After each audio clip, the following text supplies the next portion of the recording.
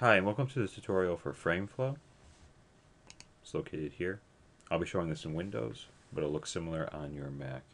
So essentially this is a tool to visualize task analyses or even storyboards, but mainly to create a truly visual task analysis with rich images from photographs, from maybe your design research, from real users in the field.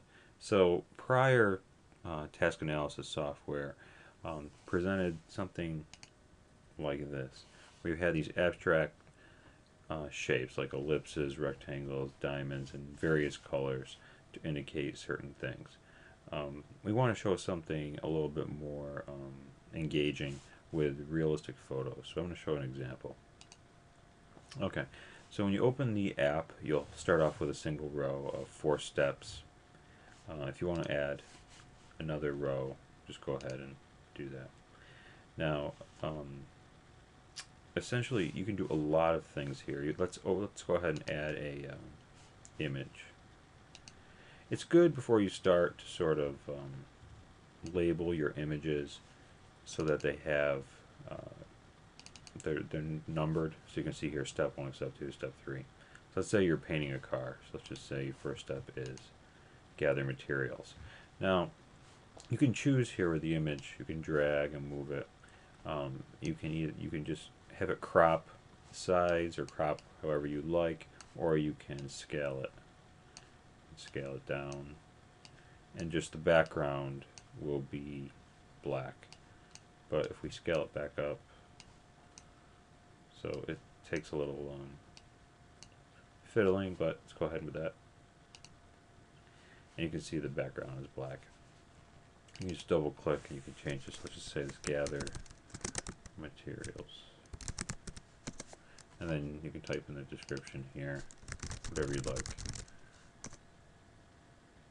Okay, now I'm just going to name this H2 just to show an example.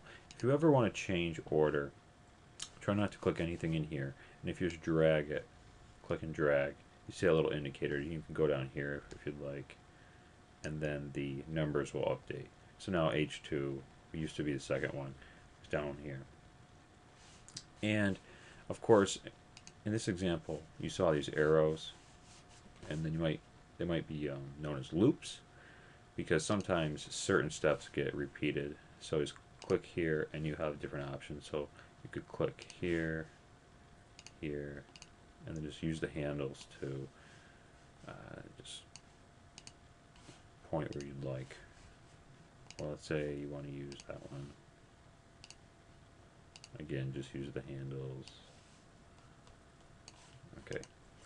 So you would go through and actually fill in each of these photographs. You can subtract or add rows as you go.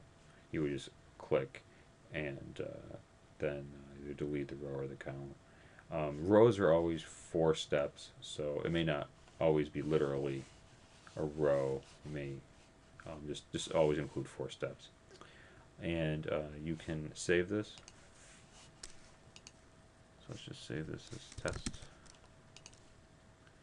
And then we can always load previous one. So let's say the car painting example. You would just have different steps here, and then you can export. So I already exported this.